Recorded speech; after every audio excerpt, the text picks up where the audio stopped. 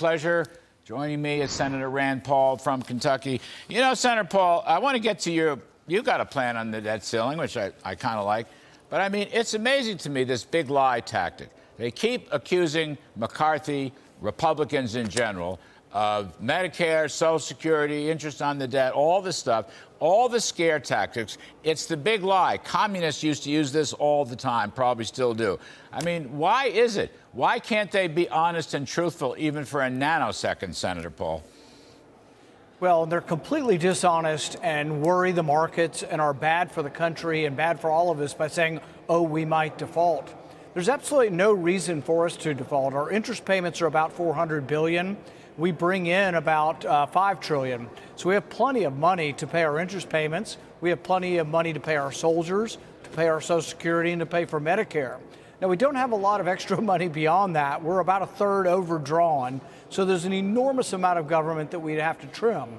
Now, if you do it over about a 5-year period, what I've proposed recently is you bring the baseline down, you cut $100 billion immediately, and then you freeze spending for about 4 or 5 years. And guess what? You actually achieve balance through growth. And so it can be done, and it can be done with very small amounts, maybe not even cuts beyond the $100 billion, but by freezing spending. So, Senator Paul, let's go through this. Very interesting. You were with Mike Braun, Ted Cruz, Ron Johnson, Mike Lee, Rick Scott, if I have that right. This is from your gang, your team. You want to take $100 billion out. Now, this is for the full budget, I assume, which is almost $6 trillion, $5.7 trillion. You want 1.7% cut of total outlays in FY24, which is coming up, what you all will face, and then freeze spending at that level for the next 3 years, freezing that spending. So how does that work out? How does that affect entitlements? How does that affect discretionary, et cetera, et cetera? I'm confident that if you did the cut across the board to everything, a 1.7% cut, you would not know it happened. And I'll give you an example of how people who are very wedded in a project say, oh, you can't cut my project. Let's say Alzheimer's research, and there's $100 billion spent on Alzheimer's research. What would it be next year under this plan? It'd be like 98.5% or 98.3%. So it still would be a large amount of money.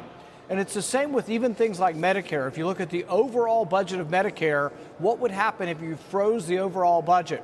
Well, I think there's enough administrative costs and government waste within the system of a $1.3 trillion system that you could eliminate waste and actually do it without changing anybody's receiving their Medicare benefit.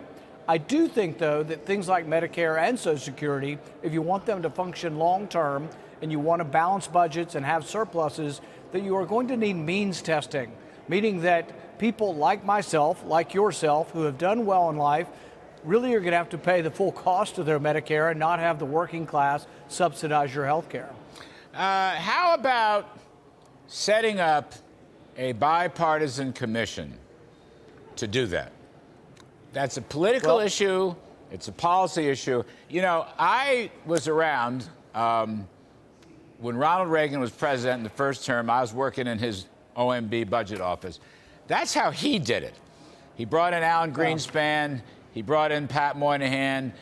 He brought in the heads of the labor unions. I believe it was Lane Kirkland from the AFL-CIO. I could be wrong, but I think that was right. And they sat down and they came up with some reform plans, and it was bipartisan, and it passed. And by the way, it worked for the next 50 years. How about some kind of commission? I've been recommending something similar for quite a while now, unfortunately without success. But I would use the model of the Joint Economic Committee. The Joint Economic Committee is evenly divided. It doesn't matter whether Republicans are in charge or Democrat. There's equal number of Republicans and Democrats on it. They typically don't vote out legislation, but they discuss ideas. So it would be a standing committee. You would bring in the actuaries that measure Social Security soundness, Medicare soundness. You would talk about different proposals and what the outcome of. Many of these things are economic projections based on what you do. And in a reasonable, rational fashion, we would say, how do we preserve these programs that the bulk of Americans have come to assume and accept, but make them actually, responsible, fiscally responsible? And the interesting thing about this, and most Americans don't know this, over half of the European governments run surpluses. Germany and Sweden both have big governments, both have big safety nets, but they run surpluses. So it can be done. It is a problem, though, to have chronic deficits because I think it's eroding us from within, and we ultimately could destroy the currency and this great country if we continue to let this debt grow apace. Well, my basic view here, I guess much like yours, is that the rise of government at all levels, but we can focus on the federal government, 24% of GDP right now. That's a huge number. But you add on state and local, you're almost half, you're 44%. But that the rise of government, Senator Paul, is the single biggest obstacle to returning to growth. It is the biggest prosperity killer we have. And if you went back to 3.5% growth for the next 10 years, then that budget story brightens quite a lot. Yeah, I seem to remember this guy. He was a president back in the 80s who said government is the problem, not the solution. Yes, sir. And he was absolutely right.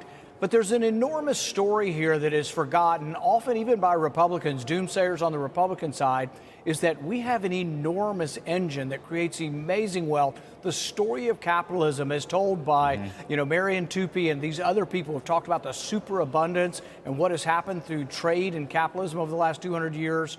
200 years ago, almost everybody lived in abject poverty. The story of economic wealth is all along the zero, the x-axis, and to the last 200 years, and then it's been exponential growth. But we need to realize and teach our kids and discuss that this great wealth came from what Adam Smith talked about. We need to free up the economy.